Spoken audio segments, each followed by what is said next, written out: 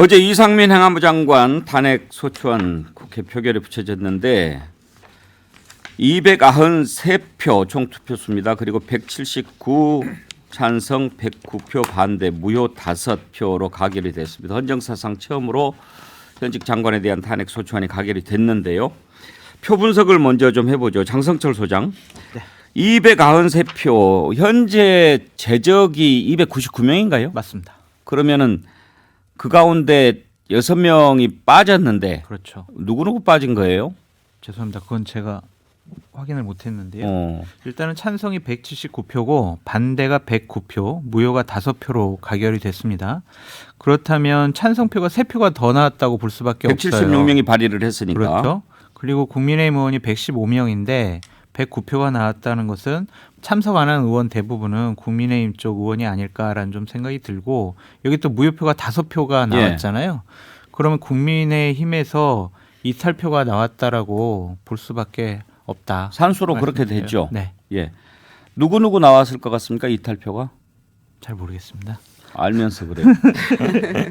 자, 우리가 이제 그동안에 탄핵과 관련해서 여야는 이제 딱 입장이 분명했는데 그 중에서도 여당 내부, 야당 내부에서 이제 좀 다른 목소리를 내는 사람들이 있기는 있었어요. 예를 들면 민주당에서는 조홍천 의원이 탄핵 반대 입장했었고, 몸은 국민의힘에 있어도 마음은 국민의힘이 아닌 권은희 의원 같은 경우에는 진작부터 이상민 장관 탄핵 얘기를 했고, 안철수 의원은 이상민 장관 사퇴를 얘기했어요. 이번에 대통령실에서 막 그 비판하는 것 가운데는 그런 내용도 있습니다. 그 안철수 의원이 사퇴 요구한 것에 대해서 도대체 적군이냐 아군이냐 이런 얘기도 하고 그랬는데 안철수 의원은 어디 찍었을 것 같습니다. 저는 그래서 그 이제 3명이 추가가 된 거잖아요. 찬성에 176명 발의한 거에. 그래서 권은희 의원은 찬성했다고 얘기가 나오고 있고요. 한 명이 누군지 모르겠습니다. 저는 아까도 시작 전에 얘기해서 안철수 의원이 찍었을 것 같다. 그 정도 소신 없이 무슨 당대표를 하겠다고 나서느냐. 그리고 본인 아군도 별로 없이 그냥 거의 혈혈단신으로 국민의힘으로 들어가가지고 비록 단일화를 했다고 하지만은 대선 때 그 정도 소신 없이 당대표를 하려고 나왔나 이런 생각을 했는데 그런데 지금의 그 모습으로 봐서는 찬성했을 것 같지는 않습니다. 그러니까 해임 건의안, 해임에 대한 찬성과 탄핵에 대한 찬성은 좀 우리 구별해서 생각을 해봐야 될 것 같아요. 그러니까 안철수 전 대표, 안철수 의원도 해명을 했는데 아니 정치적인 책임을 져야 되기 때문에 해임을 해야 된다라는 거였지 이런 탄핵에 대한 찬성 입장을 밝힌 건 아니다. 이런 식으로 얘기를 했거든요. 그래서 안철수 의원이 이탈했다. 그렇게 좀 추측하기는 어렵지 않을까. 윤희석 대변인 이제 박진 장관, 권영세 장관 이렇게 국무위원들도 투표를 했다고 하죠. 그러면 네. 이제 그쪽은 뭐 보나마나 탄핵 반대했을 거고 누가 국민의힘 내부에서 반대했을 것 같습니까? 근데 왜 이렇게 궁금하세요? 네? 앵커님 왜 이렇게 그거에 집착을 하시고 궁금해하세요? 안 궁금하세요? 궁금하죠. 아니 그런 훌륭한 궁금하죠. 분을 꼭 찾고 싶어서 그러죠. 근데 이제 윤희석 대변인한테 물어보는 거는 조금 이제 어려운 질문이에요. 우리 장성철 소장님한테 물어보는 거는 잘 알아요. 민주당에서 반대했을 수도 있어요. 아, 그렇죠. 모르는 거예요, 이거는. 그렇죠. 근데 어쨌든 더 나왔으니까. 무기명이니까. 더 나왔으니까 네. 국민의힘일 가능성이 그렇죠. 높은데 더 나왔으니까. 아무튼 덜 나왔으니까. 민주당은 좀 그 한시름 놨을 것 같아요. 왜냐하면 처음에 민주당 내 이탈표도 좀 그렇죠. 걱정들을 했잖아요. 그런데 당론으로 발의했던 3당이 발의했던 176명보다 더 많은 179명이 나왔기 때문에 일단 뭐 단속은 좀 잘 됐다 그런 생각이 들고. 근데 어떻습니까? 이 179표의 의미가 탄핵이 마땅하다고 생각하는 의원들이 더 많았다 이렇게 해석할 수 있나요? 그건 다르다고 봐요. 다르다고 봐요. 미국처럼 예. 하원에서 탄핵안을 발의해서 상원에서 결정하는 정치적 판단으로서의 탄핵 제도라면은 이게 의미가 있을 수 있죠. 우리가 상원이 위에 있으면은 상원이 압박을 받겠죠. 근데 우리나라는 재판처럼 진행되는 거잖아요. 사법적 판단으로 탄핵에 대한 판단을 한단 말입니다. 그리고 요건이 엄격해요. 직무 집행에 있어서 헌법이나 법률을 위배한 때 이거잖아요. 여기에 딱 기속이 된단 말이죠. 예. 그래서 이것과 헌법재판소에서의 탄핵 결정은 큰 관련이 없을 것이다 이렇게 봅니다. 근데 저는 이제 이상민 장관 탄핵이 돼가지고 직무가 정지가 됐습니다만 사흘 전에 국회 대정부 질문에서 그 답변하는 것 보고 아, 저 사람은 행안부 장관 자격이 없다 이렇게 생각했어요. 아직까지 유족들 한 번도 안 만났더라고요. 그거는 아니지 않습니까? 예, 그런 이상민 장관의 이 처신에 대해서는 이 정치적인 어떤 생각 차이를 떠나서 저도 더 잘할 수 있었던 부분이 분명히 있었다. 그리고 이 논란을 이렇게까지 크게 하지 않을 부분이 분명히 있었다고 저도 생각합니다. 아니 유족들 만나서 멱살을 잡히고 심지어 뭐 조롱을 당하고 모욕을 당한다고 해도 그 부모들 심정을 생각하면은 한번 책임 장관으로서 만나야죠. 당연히 만나야죠. 장관이 아니라 일반 국민 한 사람으로라도 그 정도 처신한다는 거는 상상하기 어려운 일 아닙니까? 그러니까 총리도 잠깐 예고 없이 갔다가 30초 있다가 그냥 쫓기듯 달려가고 신호위반해서 길 건너고 그런 행태를 보였고 이상민 장관은 나도 폼나게 사표 내고 싶은데 이런 얘기하면서 도대체 그 뒤에 달린 점점점은 무슨 얘기였는지 아직도 이해는 하기 어려워요. 그리고 본인이 주무장관으로서 이후에 벌어진 그 2차 가해적 성격의 여러 가지 그 언행들에 대해서는 용서하기 어렵죠. 아니 책임은 책임이고 정말 그 맡고 있는 장관으로서 그 마음을 저기는 좀 해줘야죠. 인간적인 그런 정리도 없는 사람 같아서. 그러니까 이게 탄핵이라는 것이 법률적인 심판을 구하기 위한 절차긴 한데 저는 민주당에서 낸 것 자체는 정치적인 도의적인 심판에 좀 더 중점을 둔 것이 아닌가라는 생각이 듭니다. 많은 국민들 어제 SBS 여론조사는 좀 다르지만 많은 국민은 이상민 장관이 그 행안부 장관 자리에 있는 것은 부적절하다라고 이미 여론조사를 통해서 밝혀져 있었거든요. 이런 부분에 대해서 우리가 상식적으로 좀 판단해야 될 부분이 있는 것 같습니다. 대통령실에서는 탄핵은 전례 없는 일이에요. 이거 우회주의 폭거예요. 이렇게 얘기를 하지만 대한민국 국민 159분이 사망을 했는데 책임지는 장관이 없었다? 이것을 옹호하는 대통령, 대통령실, 그다음에 집권 여당? 이것은 결코 정상적이거나 상식적으로 볼 수가 없어요. 그 부분에 대한 어떤 정치적인 의미가 더 크다. 그렇게 전 말씀드려요. 한 가지 말씀드리면 사실은 이제 헌정사 첫 사례라 그러는데요. 많은 분들이 다 아실 겁니다. 박정희 대통령 때도 해임 건의를 하면 대부분 받아줬어요. 죄송합니다. 그러다 보니까 이제 사례가 없는 건데 이건 사실은 진작에 물러났어야 된다. 해임 건의도 안 받아줬고 그러니까 어쩔 수 없이 뭐 국회에서 결의한 거 아닌가 이렇게 보고 있습니다. 그러니까 용산의 상식과 국민의 상식이 다른 겁니다. 해임 건의안이 가결됐을 때도 대통령은 그거에 대한 전혀 두려워하지 않는 모습을 보였고 탄핵 소추안이 어저께 가결됐을 때도 바로 그 이상민 장관이 사표를 내고 물러나는 게 맞죠, 스스로. 그게 상식인 거죠. 그런데 전혀 이 용산과 국민의 상식이 너무 괴리가 크기 때문에 도저히 이분들은 무슨 생각을 하고 사는 것인지에 대해서 이해하기 어렵습니다. 근데 윤희석 대변인 확실히 대통령은 좀 그런 면이 있는 것 같아요. 이제 오랫동안 검사로 살아와서 그런지 이 기준이 이게 법에 어긋나는 거냐 아니냐 이것을 많이 좀 들여다보는 것 같아 보여요. 네, 저도 그렇게 생각합니다. 이상민 장관 것만 해도 법적으로 책임질 부분이 있는지를 수사를 통해서 검증을 한 후에 그리고 판단하겠다 이렇게 처음에 얘기하셨잖아요. 근데 이제 수사 결과가 무혐의 아니었습니까? 뭐 아무 문제가 없다 그 뜻하고 법적으로 문제가 없다는 거는 국민 감정이 다르죠.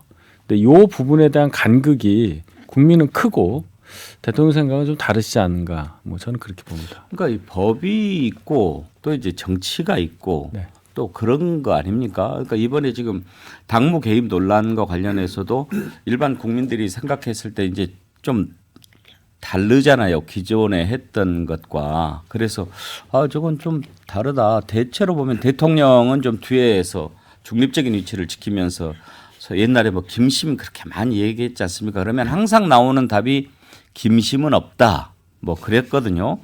근데 이제 기자들은 다 알죠. 없기는 뭐가 없어. 다 뭐 누구 이제 지원하는지 다 알고 또 어떤 식으로 이렇게 설득하는지 다 아는데 지금은 그렇지 않잖아요. 그냥 대통령이 입으로 윤심은 김기현이다 얘기를 안 했을 뿐이지 이렇게 이제 다 좀 나타나 오르는데 이제 나오는 걸 보면 뭐 당비 300만 원씩 3,600만 원 되는데 왜 말을 못 하냐.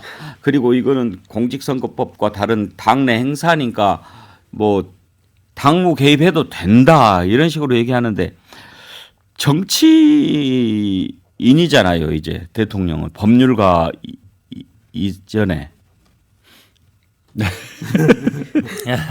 이제 기자나 이제 평론가들이 할 일이 없어요. 왜냐하면 그렇게 말씀하신 것처럼 약간 통해서하고 약간 돌려서 얘기하면 그 해석을 해야 되니까 기사들도 해석해서 기사를 쓰고 평론가들도 나와서 평론을 하는데 직접적으로 딱 얘기해보면 사실 할 말이 없잖아요. 별로 할 말 없잖아요. 그죠? 딱 대놓고 할 말 없는데 사실은 이제 정치 경험이 없으니까 그렇긴 한데 그래도 이제 이미 대통령이라는 건 최고의 정치를 하는 분 아닙니까? 그리고 법이라는 건 항상 지금 탄핵도 마찬가지입니다. 이분을 뭐 헌법 법률 어떤 조항에 위배되고 어떤 법에 위배되냐 다 얘기할 수 있어요. 하지만 그거는 제가 보기에 법률가들의 영역이고 세상에 뭐 법률가들은 1%도 안 돼요. 세상에 법으로 이루어지는 건 제가 보기 0. 몇 %라고 보는데 그게 마치 이제 나머지 모든 걸 다 지배한다 그러면 우리가 그걸 마치 또 법치주의라 생각하고 이러면 우리가 무슨 정치라든지 다른 경제, 사회, 문화 이게 무슨 영역이 있겠습니까? 그래서 저는 법은 그냥 모든 사회에서 최소한 아주 문제됐을 때 그것만 해결해야지 모든 걸 법으로 잣대로 들이댄다 그러면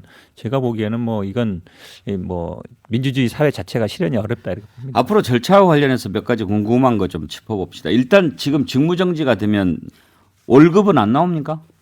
나옵니다. 나와요? 네, 네. 나옵니다. 어제 그걸 궁금해하는 분들이 많이 계시더라고요. 네. 직무 직책 수당 뭐 이런 건 안 나오는데 본보고 예. 나오죠. 예, 네, 월급 기본. 나오고. 예. 아 월급 나오는군요. 네. 나와요. 많이 나옵니다. 대략 1억 3,500 정도의 연봉을 받기 때문에 직책 수당 빼면은 거의 뭐 어제 패널들은 안 나오겠죠. 어떻게 나오겠어요. 그러는데 나오는 게 맞군요.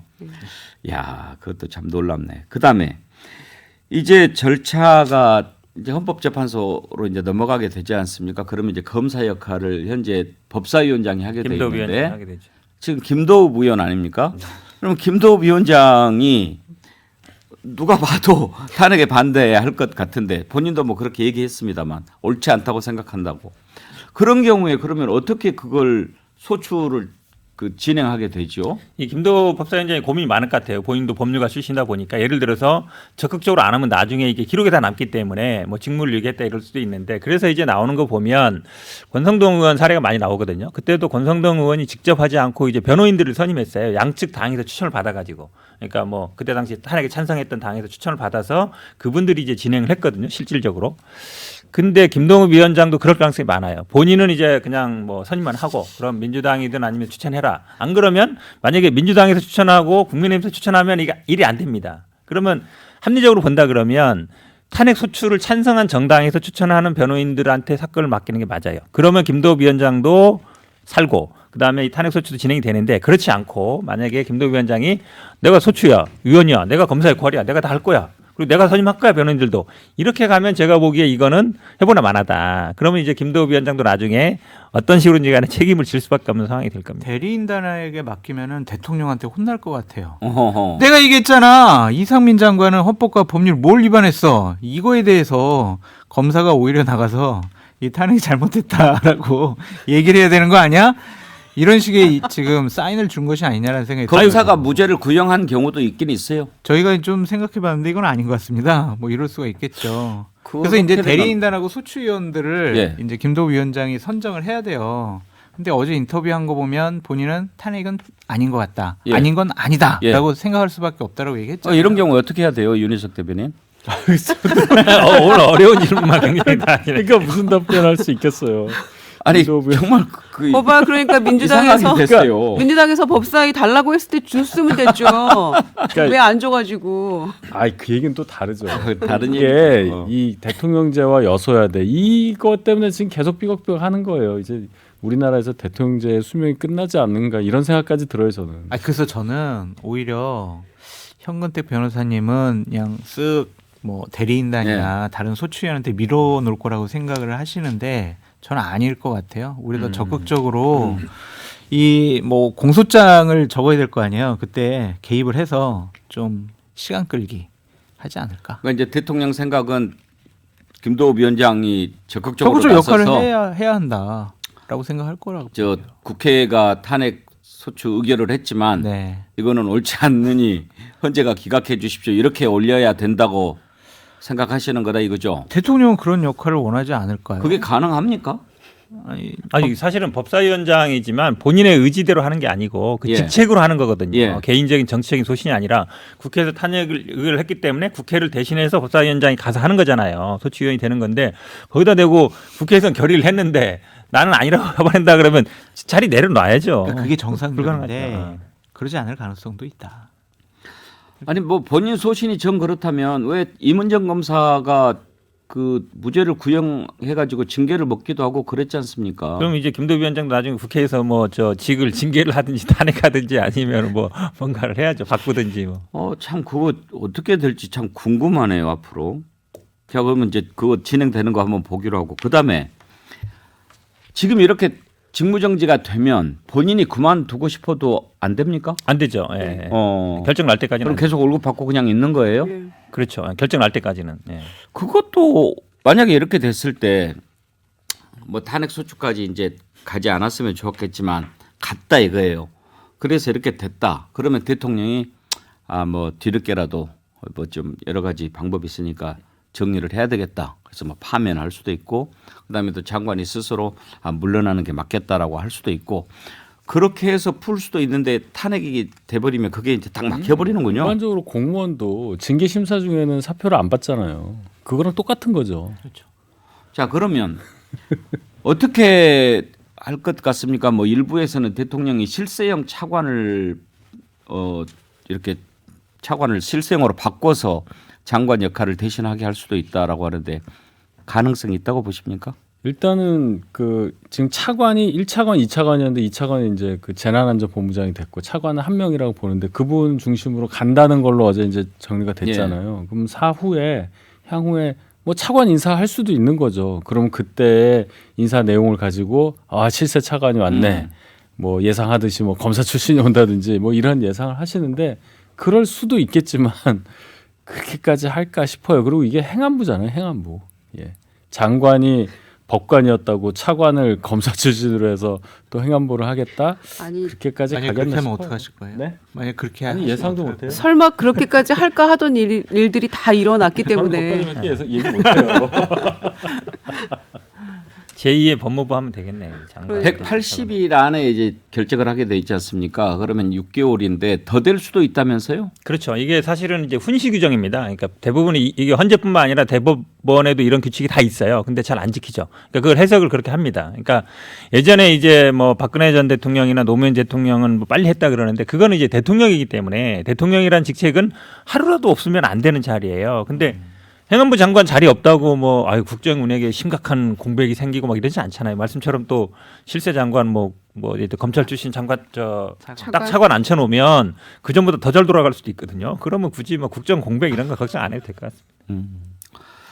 왜냐하면 이제 뭐 지금 현재 9명 가운데 6명의 이제 결정으로 최종 결정을 한다고 그러는데 두 분이 4월 곧 지금 뭐 네, 다음 달 만료죠. 두 분이 임기 만료. 임기가 끝난다는 거 아닙니까? 네. 그러면 원래 그 규정을 정한 것은 9명 중에 6명이라고 하는 건 3분의 2를 네, 네. 하기 위해서 그런 건데 그분들이 없을 때는 어떻게 됩니까? 그러면 그 없는 수의 3분의 2입니까? 아니면 6명은 무조건 해야 됩니까? 무조건 6명 넘어야 됩니다. 어. 그러다 보니까 지난번 박근혜 전 대통령 탄핵 때도 한 분이 없어서 8분이 했잖아요. 그때 6분이 넘었는데 지금은 그런 말씀은처럼 이제 3월, 4월에 두 분이 그만두면 7분이 되잖아요. 그럼 7분 그러니까 법정 요건은 7명 이상 참석으로 돼 있어요. 근데 7명 이상 참석해내서 만약 6명 안 나오고 5명 나왔다. 이러면 이제 이 판결에 대해서 당장 아니 말이 되느냐라고 나올 거 아니에요. 그러면 제가 보기에는 아마 아까 말씀처럼 180일 꼭 준수해야 되는 것도 아니면 아마 가능하면은 최대한 8명이나 뭐 9명 정도 채우고서 결정할 가능성이 높다. 안 그러면 헌재가 7명 참석했는데 만약에 5명 나와요. 그러면 2명 더 늘었으면 1명 더 늘 수 있지 않냐라는 얘기가 나올 수 있기 때문에 그 부분은 아마 헌재가 좀 고민할 것 같습니다. 아니, 7대 빵 나올 수 있잖아요. 그때도 8대 0이었잖아요. 아니 그렇긴 한데 근데 그러니까 안 채우고 법으로는 했잖아요. 7명 이상이라 돼 그러니까. 있지만 그래도 7명 갖고 재판하면은 좀 뭐 이렇게 문제 있지 않겠냐 이럴 수 있는 8은 괜찮아요?